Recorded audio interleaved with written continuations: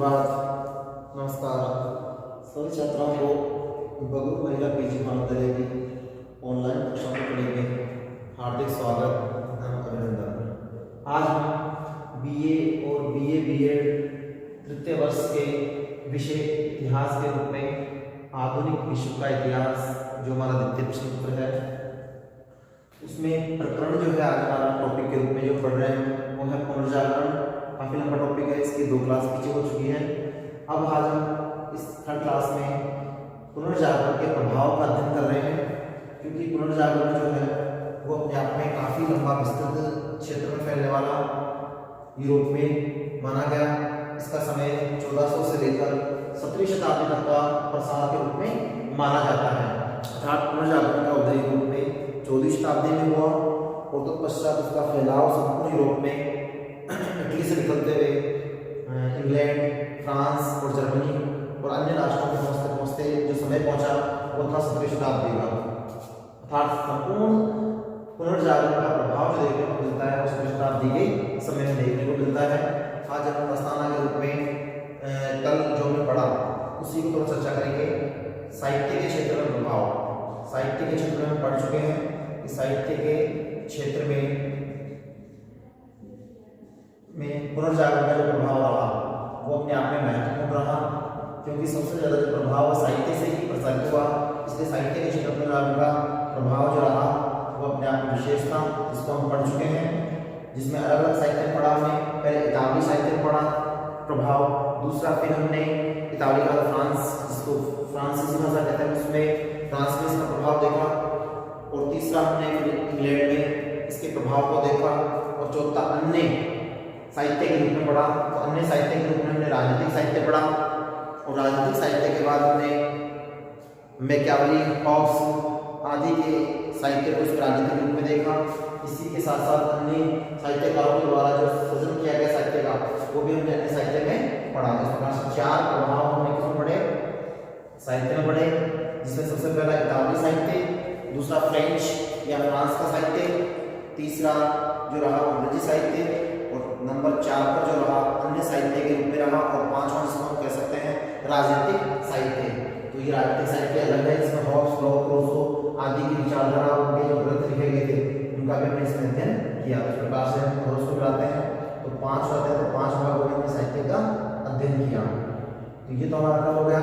आज हम पढ़ेंगे नंबर 2, दूसरा, इसको पुनर्जागरण का कला के क्षेत्र में प्रभाव के रूप में देखेंगे। ये था साहित्य के क्षेत्र में। साहित्य के क्षेत्र में पुनर्जागरण किस प्रकार प्रभावित रहा। अब पढ़ रहे हैं कला के क्षेत्र में। तो कला के क्षेत्र में मोटे तौर पर 4 भागों में से बांटा गया है। सबसे पहले स्थापत्य कला के रूप में, दूसरा चित्रकला के रूप में, तीसरा मूर्ति कला के रूप में, और चौथा संगीत कला के रूप में। हम बारी बारी से एक अध्ययन करेंगे। एक कलात्मक क्षेत्र के आधार पर स्थापत्य के क्षेत्र में शुरुआत कैसे हुई, उसके बाद दूसरे नंबर पर चित्रकला के रूप में किसकी चित्रकारों ने इसको आगे प्रसारित किया, और मूर्ति कला में इस रूप में पुनर्जागरण को देखा जा सकता है, और संगीत कला के क्षेत्र में पुनर्जागरण को इस रूप में जान सकते हैं। तो इन चारों को हम विधिवत रूप से पढ़ेंगे। सबसे पहले हम स्थापत्य कला को पढ़ेंगे। इससे पहले आपको बता दें कि यूरोप में पुनर्जागरण जो था वो मध्य युग के अंत में आरंभ हुआ, अर्थात 14वीं शताब्दी में आरंभ हुआ। इसीलिए साहित्य के साथ साथ कला के रूप में भी इसकी उन्नति हुई, और पुनर्जागरण के काल में अनेक कलाकारों ने अपने कलात्मकता के आधार पर, अपनी शैलियों के आधार पर अलग अलग क्षेत्र में अपना योगदान दिया। इसीलिए उनमें धर्म के स्थान पर संस्कारिकता इसको कह सकते हैं, वैराग्य आदि के महत्व को ध्यान में रखकर सौंदर्य के आधार पर कला का निर्माण किया। अगर कला की बात करें तो कला में उन्होंने सौंदर्य को विशेष बल दिया। किसको बोल दिया, सौंदर्य। अर्थात उन्होंने सौंदर्यता के आधार पर अपनी अलग अलग श्रेणियों के आधार पर उन्होंने इसको आगे प्रसारित किया। तो सबसे पहले स्थापत्य कला। यूरोप में स्थापत्य कला के क्षेत्र में एक नवीन शैली का विकास हुआ, जिसको हम क्या नाम दे सकते हैं, गोथिक शैली। यूरोप में जो स्थापत्य की शैली विकसित हुई उसको गोथिक शैली के नाम से जाना जाता है, गोथिक शैली। इस शैली के अंदर स्थापत्य में नवीन इमारतें और भवन बनाए जाने लगे जो अपने आप में महत्वपूर्ण थे, और इस शैली को गोथिक शैली के नाम से जाना जाता है। ये छोटे किसी यहीं से बनते हैं। पूछा जाता है कि यूरोप में पुनर्जागरण के दौरान स्थापत्य के क्षेत्र में नवीन जो शैली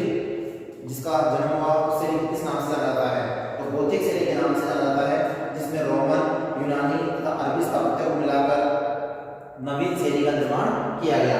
इसमें 3 शैलियों को मिलाया गया था, जिसको यूनान, रोमन और अर्बन। अब इन तीनों की शैलियों को मिलाकर एक नवीन शैली को जन्म दिया गया।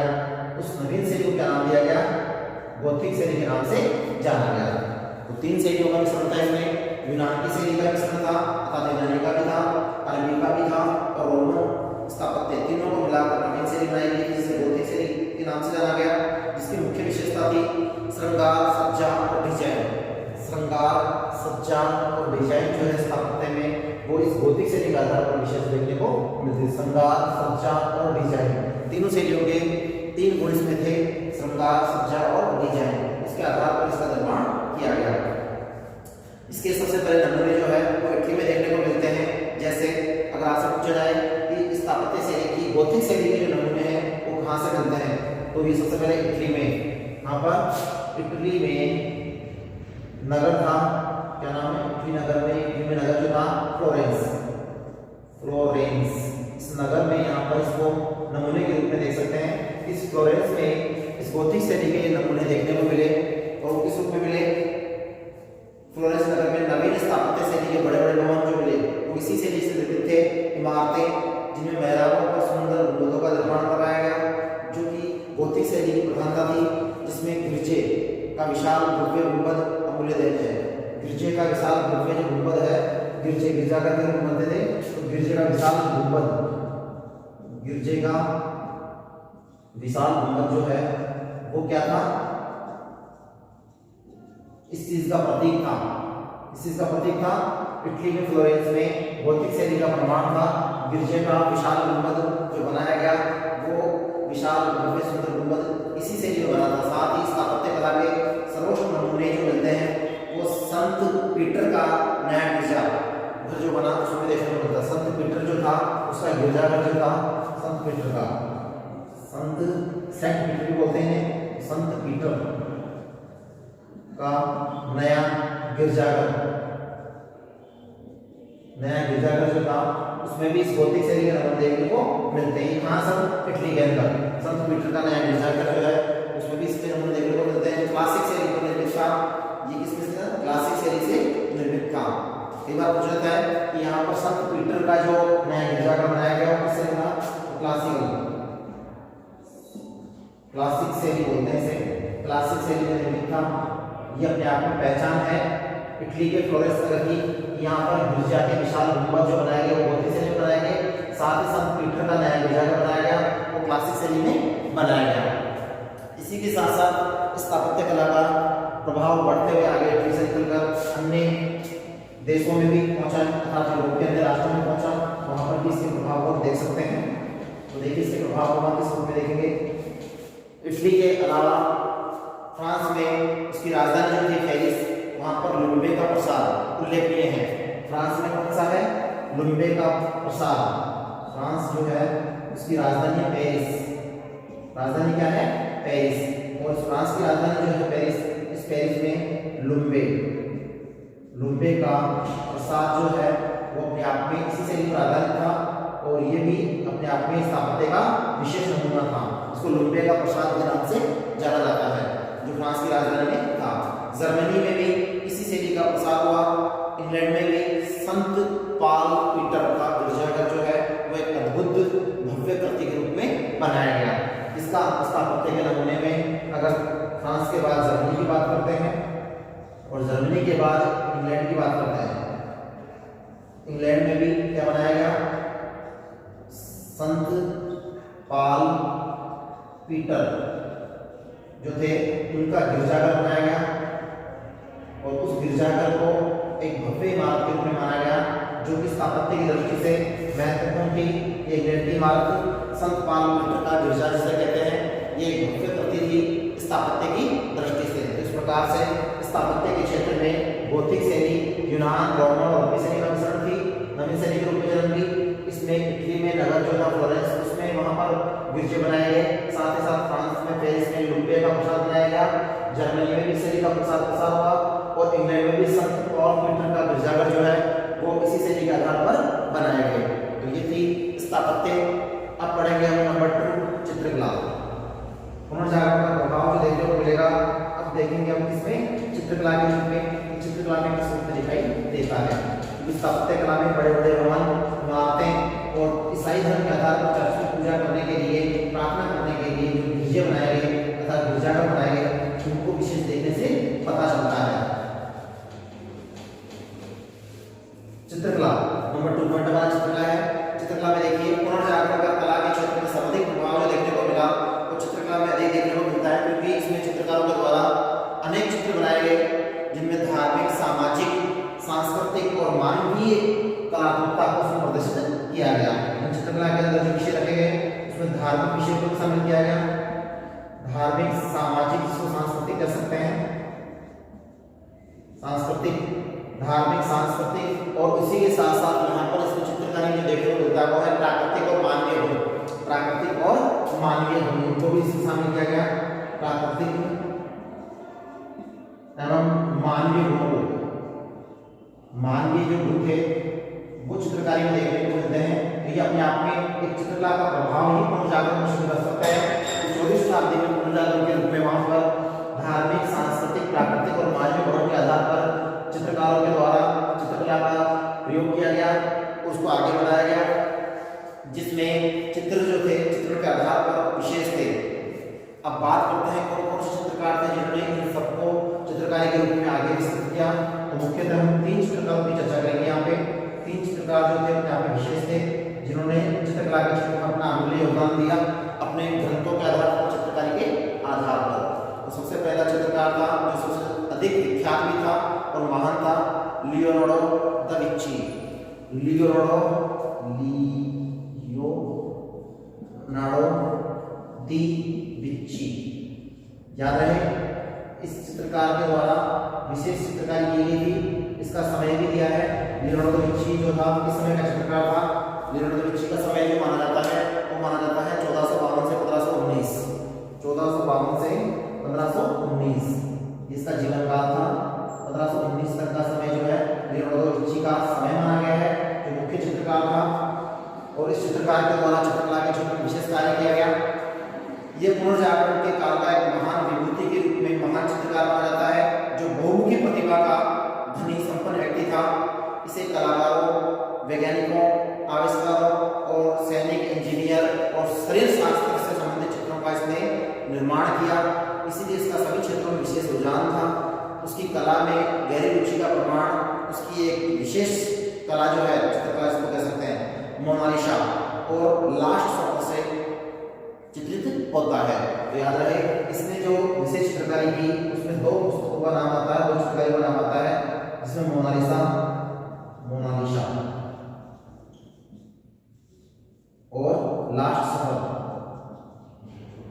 ये दोनों चित्रकारी जो की गई है लास्ट सफर और मोनालिसा के रूप में, वो किसके द्वारा की गई है? लियोनार्डो दा विंची के द्वारा की गई है, जो अपने आप में महत्वपूर्ण चित्रकारी है। इसी के आधार पर इसकी ख्याति, प्राप्ति और प्रसिद्धि रही, जो कि अपने आप में कलाकार भी था, वैज्ञानिक भी था, आविष्कारक भी था और सैनिक और इंजीनियर आदि से संबंधित इसने चित्र बनाए। यहाँ तक शरीर शास्त्र के भी इसने चित्र बनाए। इसलिए इसकी कला में गहरी रुचि का प्रमाण मोनालिसा जो बहुत सुंदर रचना थी चित्रकला के रूप में, साथ ही लास्ट सफर जो है उसका सर्वश्रेष्ठ चित्र माना गया है। तो मोनालिसा और लास्ट सफर जो है वो इसकी क्या है? विशेष चित्रकला में लियोनार्डो दा विंची के चित्रों की श्रेणी मानी गई है। तो ये 2 चित्र जो है इसके विशेष है। अब बात करेंगे नंबर 2 चित्रकार की।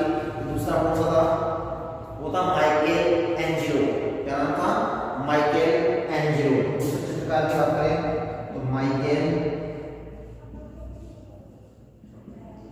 एंजेलो। माइकल एंजेलो जो था ये भी अपने आप में ख्याति प्राप्त चित्रकार था और इस चित्रकार का भी समय है, इसने चित्रकारी में अपना समय दिया जीवन काल में 1475 से लेकर 1564। 1475 से टाइमिंग है इसका, 1475 से लेकर 1576 तक ये समय जो है माइकल एंजेलो का है, जो चित्रकारी के रूप में नंबर 2 चित्रकार माना जाता है। माइकल एंजेलो जो था इसने चित्रकारी में क्या किया? ये भी इटली का निवासी था। इस प्रकार इटली का पहला निवासी अपने चित्रकार के रूप में किसको पढ़ा? लियोनार्डो दा विंची को पढ़ा। इसी प्रकार ये महान चित्रकार भी इटली का निवासी था। ये भी बहुमुखी प्रतिभा का धनी था, संपन्न चित्रकार था। इसकी कृतियां मध्यकालीन समाज के धार्मिक जीवन को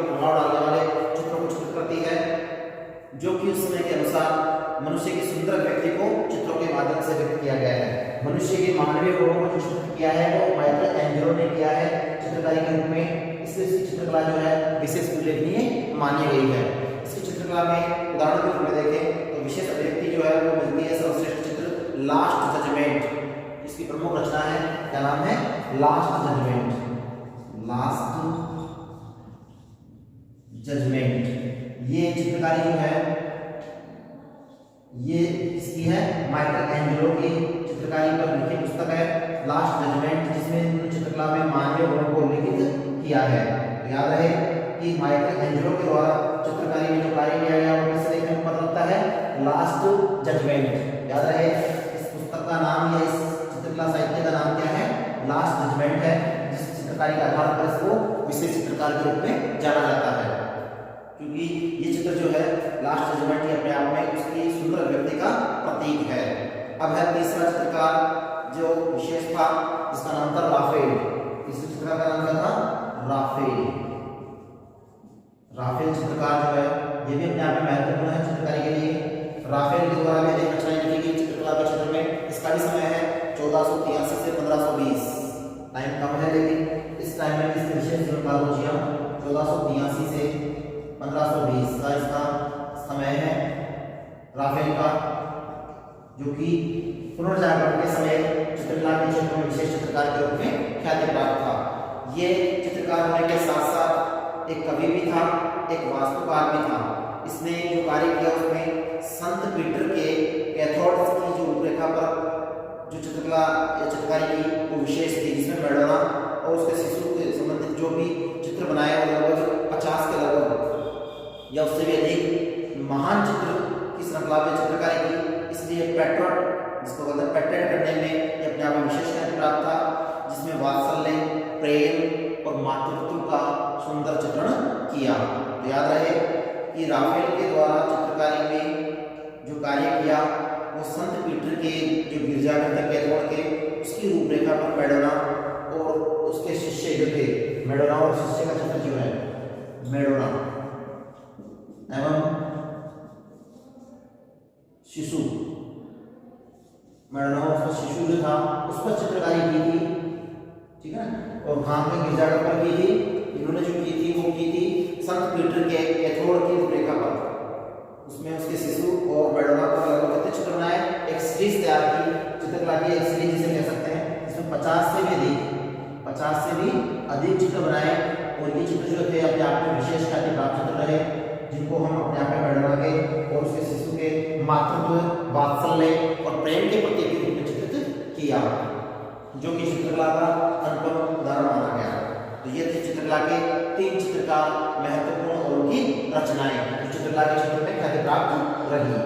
ठीक है, चित्रकला में धार्मिक, सांस्कृतिक और प्राकृतिक और मानवीय गुणों के आधार पर इन चित्रकारों ने चित्रकला को विशेष आगे बढ़ाया। अब पढ़ेंगे आगे नंबर 3, मूर्तिकला के क्षेत्र में पुनर्जागरण का प्रभाव। मूर्तिकला के क्षेत्र में विशेष प्रभाव देखेंगे कि मूर्तिकला में कौन कौन से मूर्तिकार थे जिन्होंने इस कला को आगे बढ़ाया और विशेष अपना योगदान दिया।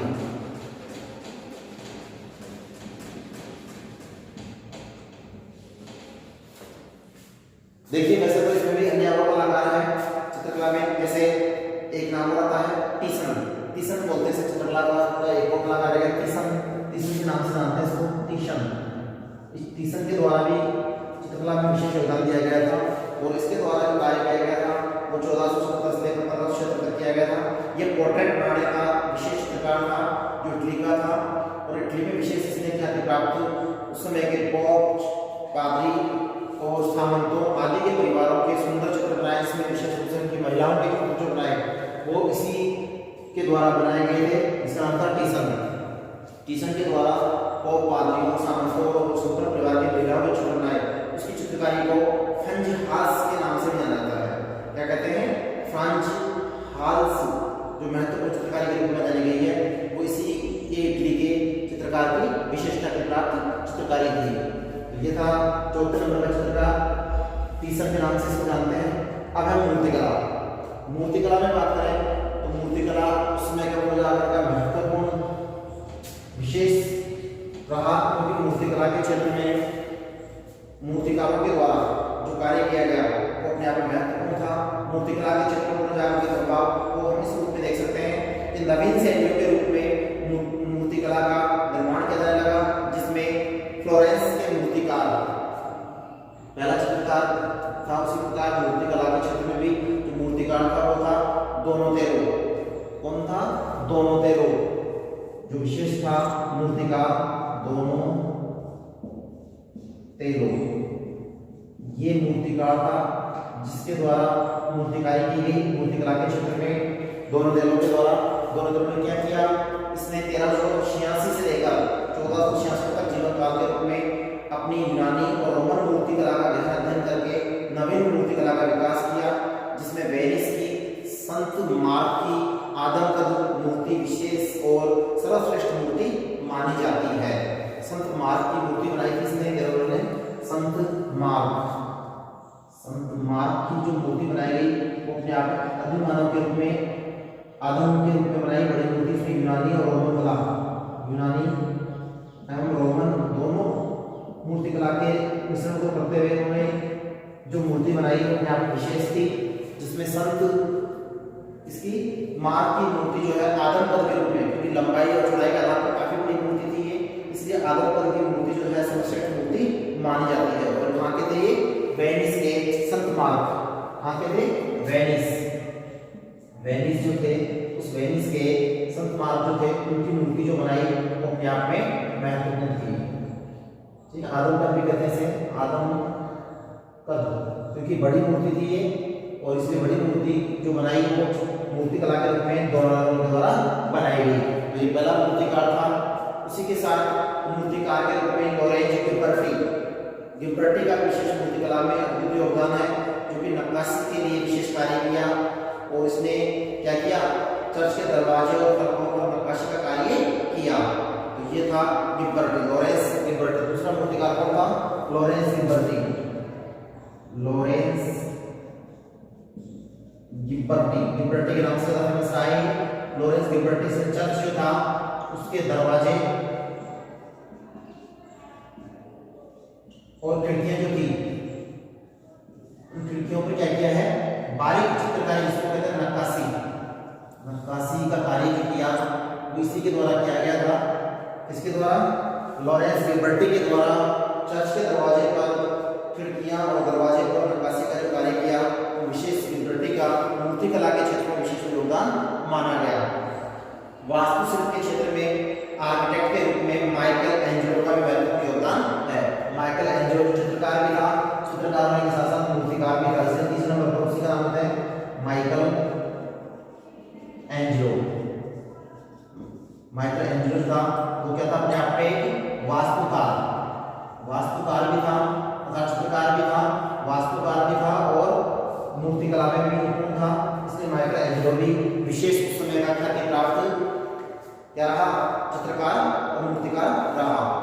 अब बात करते हैं नंबर 4 पर, संगीत कला के क्षेत्र में। मूर्तिकला कंप्लीट है, मूर्तिकला में विशेष रूप से 2 है। तीसरा माइकल एंजेलो है, विशेष रूप से पहला कौन सा? लोरेंडो है, दूसरा लॉरेंस गिम्बर्टी है। इन दोनों के द्वारा मूर्तिकला के क्षेत्र में अपना अमूल्य समय देते हुए अपने जीवन काल में मूर्तिकला के क्षेत्र में विशेष योगदान दिया गया, जिसका प्रभाव पुनर्जागरण के रूप में दिखाई देता है, क्योंकि इनके द्वारा नवीन शैलियों के आधार पर चित्रकला को आगे प्रसारित किया गया। अब आती है संगीत कला। संगीत कला के क्षेत्र में कौन से संगीतकार थे जिन्होंने इस कला को आगे बढ़ाया?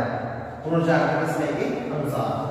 तो पुनर्जागरण के समय के अनुसार संगीत कला में, पुनर्जागरण काल में अनेक कलाकारों ने अपनी कला के आधार पर संगीत को आगे बढ़ाया, जिसमें नवीन वाद्य यंत्रों का आविष्कार किया, जिसमें पियानो और वायलिन। याद रहे, संगीत कला के क्षेत्र में नवीन वाद्य यंत्रों का आविष्कार जो हुआ उसमें वायलिन कहते हैं एवं पियानो जो थे ये बजाने के होते हैं, ये वाद्य यंत्र के रूप में काम आते हैं, वाद्य यंत्र के रूप में थे। इन वाद्य यंत्रों का निर्माण किया गया अर्थात आविष्कार किया गया, ये अपने आप में महत्वपूर्ण है। पियानो और वायलिन का जो है समय, इसी समय पुनर्जागरण के समय ही आविष्कार हुआ। इस युग में दूसरी विशेषता ये थी कि स्वर संगीत की प्रधानता, जिसमें गायन के रूप में ओपेरा का प्रयोग किया जाने लगा। स्वर संगीत के रूप में किसका? स्वर संगीत में गायन के रूप में किसका? ओपेरो। ओपेरो ओपेरो जो था विशेष रूप से था उस समय ख्याति प्राप्त। ये उस समय संगीत का विशेष यंत्र था जिसको स्वर संगीत के रूप में माना जाता है। ओपेरो इसके माध्यम से गाया जाता था। अभिनय के क्षेत्र में सुसज्जित वेशभूषा तथा नाटकों का प्रयोग भी विशेष होने लगा। यहाँ तक कि संगीत के क्षेत्र में नाटकों को भी विशेष रूप से जोड़ा जाने लगा। गियालोनी इस समय का प्रसिद्ध संगीतज्ञ था। गियालोनी याद रहे, संगीतज्ञ का नाम पूछे कि संगीतज्ञ कौन था, तो गियालोनी।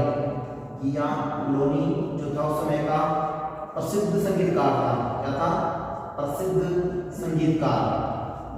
तो ये यूरोप में उस समय के पुनर्जागरण के दौरान इन्होंने अपने इस कला के आधार पर प्रभाव डाला। उसमें गियालोनी जो था प्रसिद्ध संगीतकार माना जाता है। ठीक है, इसी के साथ साथ संगीत पर उसने पेस्टाडाइल नामक पुस्तक भी लिखी थी। प्लेस्ट्राइल क्या पुस्तक लिखी? इसने जो गियालोनी ने जो पुस्तक लिखी प्लेस्ट्राइल, प्लेस्ट्राइल, ये पुस्तक जो है ये किसके ऊपर आधारित है? ये पुस्तक जो है संगीत पर आधारित है। किस पर आधारित है? संगीत पर आधारित है। किसके द्वारा लिखी गई है? गियालोनी के द्वारा लिखी गई संगीत पर आधारित पुस्तक है ये। इसलिए अपने आप में ख्याति प्राप्त संगीतकार रहा। तो संगीत के क्षेत्र में भी यूरोप में पुनर्जागरण के दौरान अलग अलग कलाओं का विकास हुआ। तो इस प्रकार से हम पुनर्जागरण का कला के क्षेत्र में विकास को 4 रूपों में पढ़ते हैं। अब पढ़ेंगे विज्ञान के क्षेत्र में पुनर्जागरण का प्रभाव। कला के साथ साथ विज्ञान के क्षेत्र में पुनर्जागरण को आगे प्रोत्साहित किया गया।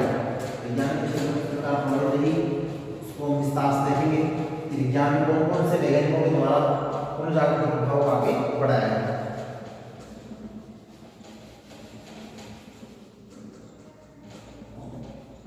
विज्ञान के क्षेत्र में देखिए पुनर्जागरण का प्रभाव विज्ञान के क्षेत्र में देखेंगे तो विज्ञान के क्षेत्र में वैज्ञानिकों का विशेष योगदान रहेगा। तो हम वैज्ञानिकों की चर्चा करेंगे कि विज्ञान के क्षेत्र में कौन कौन से वैज्ञानिक ने अपना प्रभाव डाला। तो सबसे पहले बात करते हैं, सबसे पहले वैज्ञानिक कौन थे जिन्होंने विज्ञान के क्षेत्र में योगदान दिया? कौन थे? कॉपरनिक्स। क्या नाम था? कॉपरनिक्स। विशेष ख्याति प्राप्त वैज्ञानिक रहेंगे कॉपरनिक्स। इनका टाइमिंग भी है।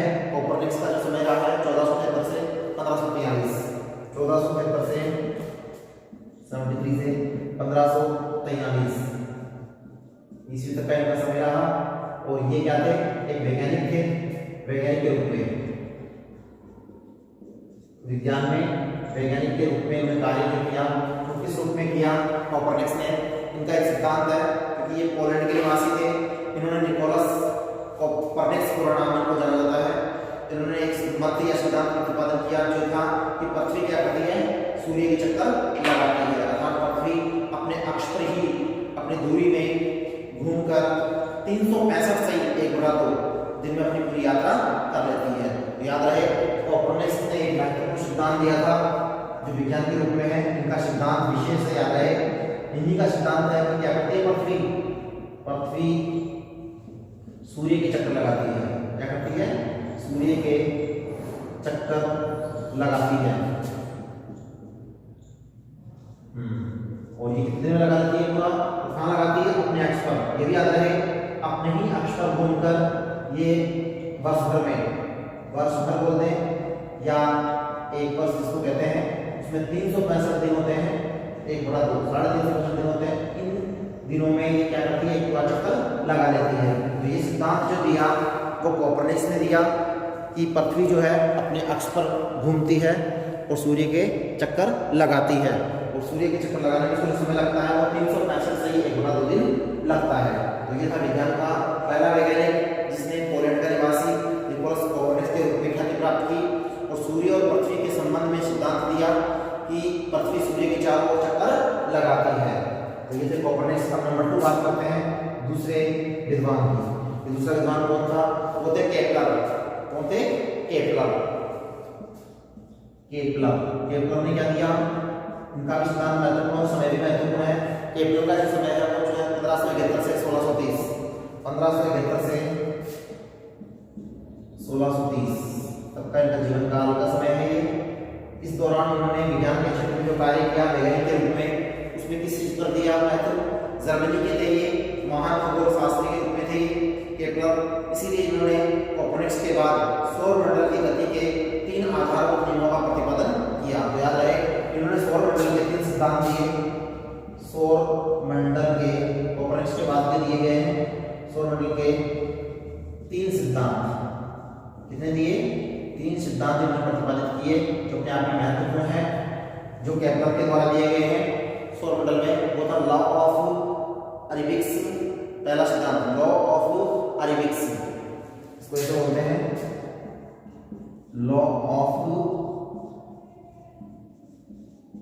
अरेबिक्स, पहला सिद्धांत।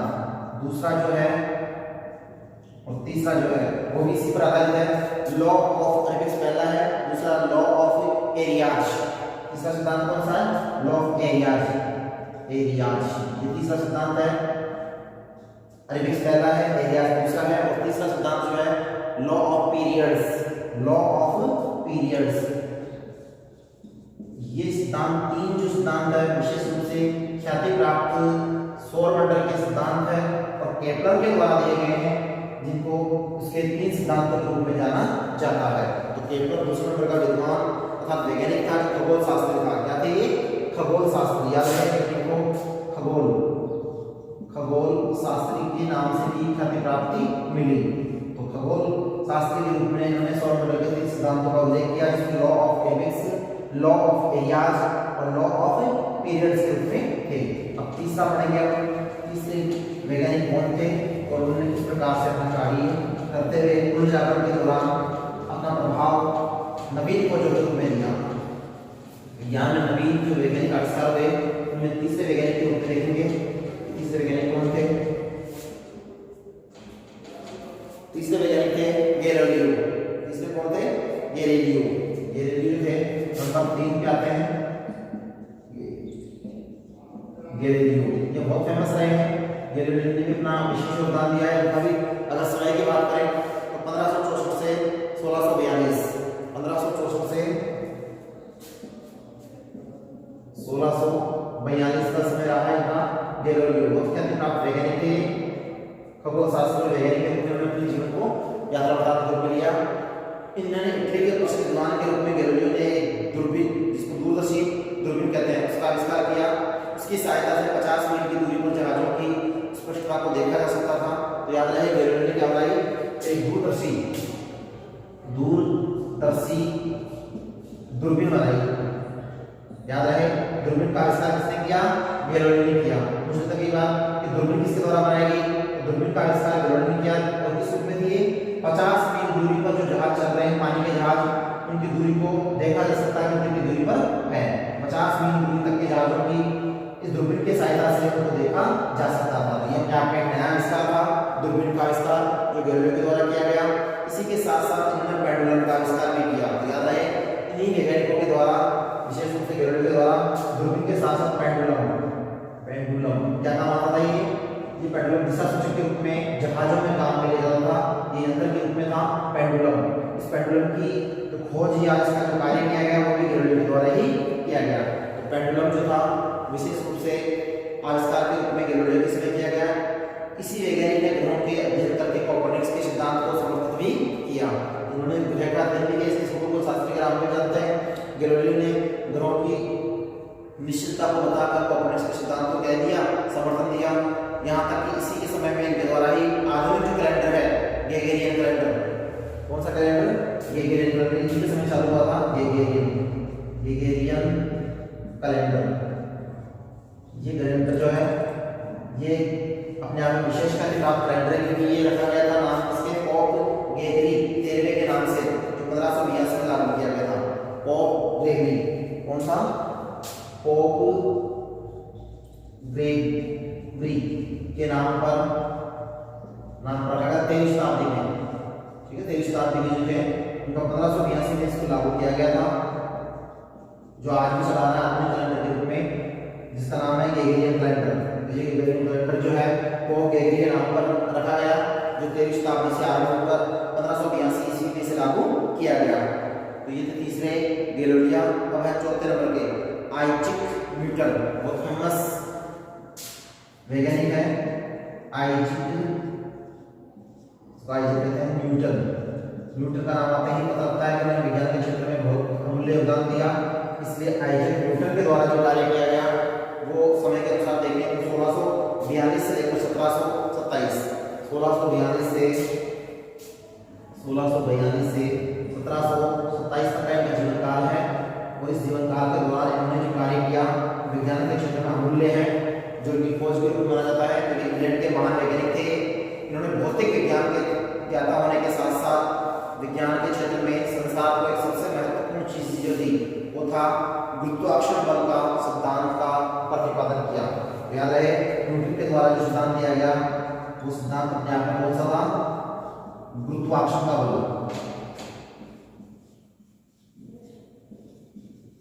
आकर्षण का बल। गुरुत्वाकर्षण जो है कि पृथ्वी की तरफ जो कोई वस्तु है वो नीचे ही आती है, ऊपर फेंकने पर किसी वस्तु को फेंका जाता है तो वो नीचे की ओर ही आती है। तो ये गुरुत्वाकर्षण का जो सिद्धांत दिया है, गुरुत्वाकर्षण के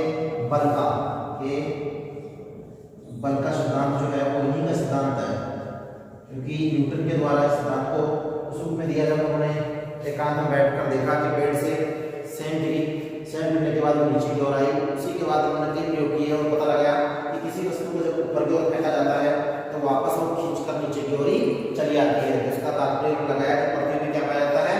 गुरुत्वाकर्षण बल पाया जाता है। इसलिए इनका सिद्धांत जो था गुरुत्वाकर्षण बल का सिद्धांत माना जाता है। तो ये थे न्यूटन, इन्होंने इसको दिया। इसी के साथ साथ गति के 3 नियम भी इन्होंने प्रतिपादित किए। याद रहे न्यूटन के द्वारा ही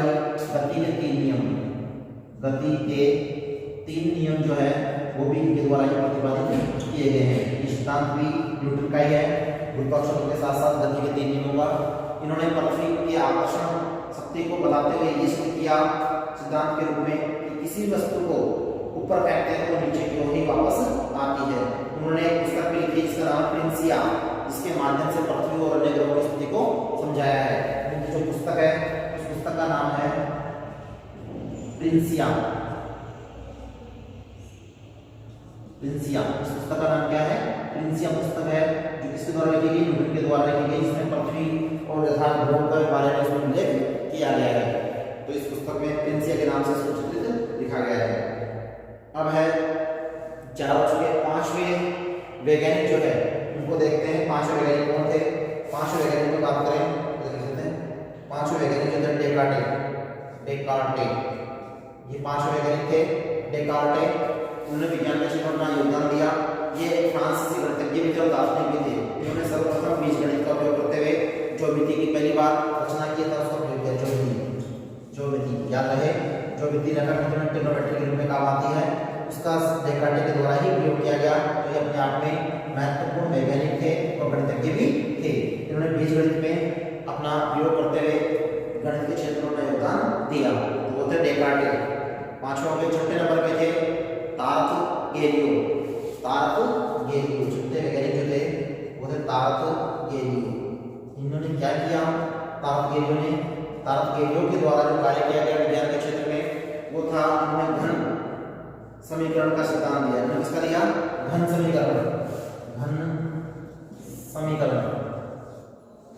समीकरण जो बनाए घन समीकरण के रूप में वो इसी के द्वारा बनाए गए थे, तार्थ गैलियो के द्वारा। तो ये 6ठे नंबर के वैज्ञानिक थे। 7वें नंबर पे देखें तो स्टोविंस। इन्होंने दशमलव प्रणाली का प्रयोग कर मुद्रा में नाप और तोल का प्रथम बार प्रयोग किया। तो ये थे 7वें नंबर के वैज्ञानिक, जिनका नाम क्या था? स्टेविंस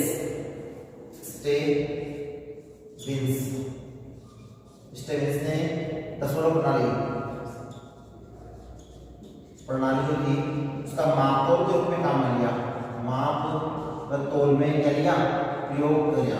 तो ये अपने आप में माप तोल में प्रयोग करने के कारण ये विशेष स्टोविंस जो थे 7 नंबर के वैज्ञानिक थे, जिन्होंने ऊर्जा गणना में योगदान दिया। उसी समय के 8वें नंबर के वैज्ञानिक थे विलियम विल्बर्ट। उन्होंने चुंबक का सिद्धांत प्रतिपादित किया। विलियम विल्बर्ट 8वें नंबर के हैं। विलियम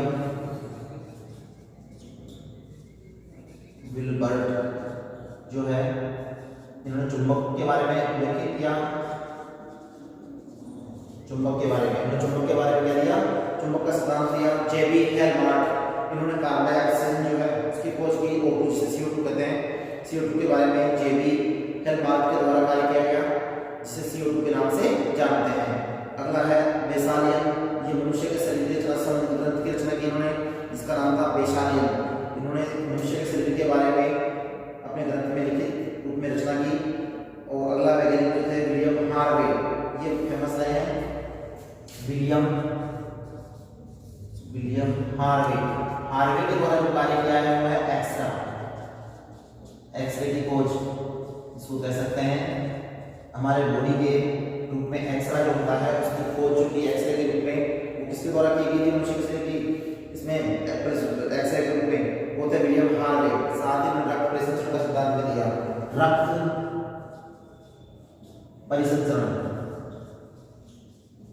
परिसंचरण का सिद्धांत जो है वो भी विलियम हार्वे के द्वारा ही दिया गया।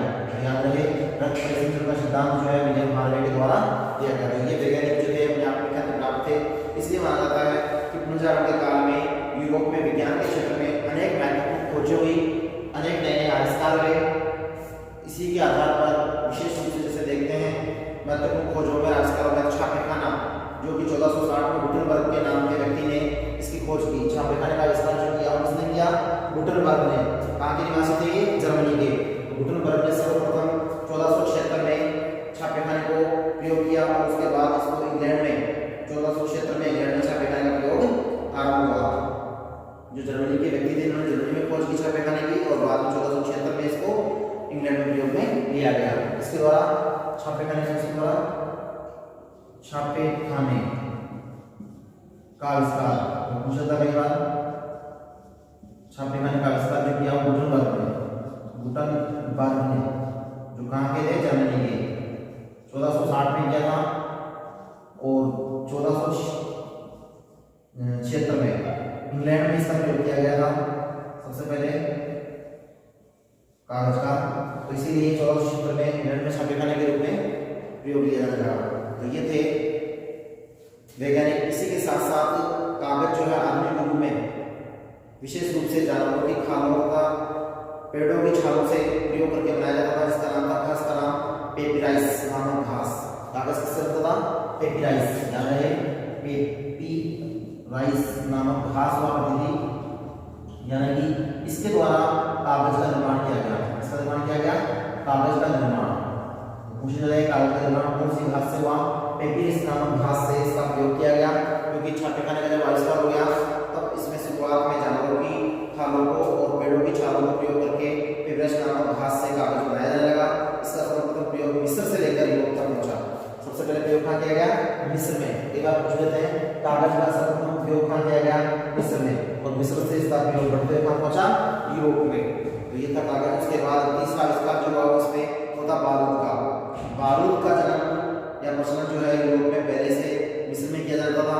बाद में इसका प्रयोग इंग्लैंड में राजाओं के द्वारा अपने आप को और अपनी सेना को शक्तिशाली बनाने के लिए किया जाने लगा। याद रहे, मिस्र जो था उस मिस्र के अंदर शुरुआत में कागज का प्रयोग किया गया। वहीं पर दूसरा प्रयोग जो किया गया वो बारूद का किया गया। तो याद रहे, मिस्र के अंदर सबसे पहले कागज को काम में लिया, बाद में इंग्लैंड में लिया गया। उसी प्रकार बारूद का प्रयोग भी मिस्र में काम में लिया गया। चौथा जो प्रयोग है नए प्रयोग के रूप में वो है कुतुबनुमा। इसको कुतुबनुमा घड़ी भी कहते हैं, जो दिशा सूचक के रूप में काम आती है। इसका आविष्कार इटली के प्रसिद्ध यात्री मार्को पोलो के द्वारा समुद्री यात्राओं में सुविधा के लिए किया गया। तो मार्को पोलो के द्वारा क्या किया गया? कुतुबनुमा जो घड़ी है उसका आविष्कार किया गया। मार्को पोलो के द्वारा कुतुबनुमा का आविष्कार। याद रहे, यह आविष्कार जो किया गया वो मार्को पोलो के द्वारा किया गया है। और किस रूप में किया गया है? नाविक जो जहाजी यात्रा किया करते थे उनमें दिशा सूचक के रूप में उनको यंत्र के रूप में जिसकी सुविधा होती थी वो थी कुतुबनुमा घड़ी। इसीलिए मार्को पोलो ने इस कुतुबनुमा घड़ी का आविष्कार किया और उसी से नया प्रयोग होते हुए यात्रियों को सुविधाएं होने लगी, जिसको समुद्री यात्राओं में सरलता होने लगी। जिस प्रकार से ये खोजें जो है वो विज्ञान के क्षेत्र की विशेष उल्लेखनीय खोजें हैं। अब पढ़ेंगे हम कल अगली क्लास में। हमारा चौथा पॉइंट रह गया है, यह है भौगोलिक खोजें और अनुसंधान। और बाद में पढ़ेंगे इसके परिणाम और महत्व। पुनर्जागरण का परिणाम और महत्व भी है, उसका अध्ययन करेंगे। उससे पहले हम पढ़ेंगे भौगोलिक अनुसंधान और खोजों को, जो कि उस समय की विशेष पहचान रही। तो आज की क्लास में इतना ही है। धन्यवाद।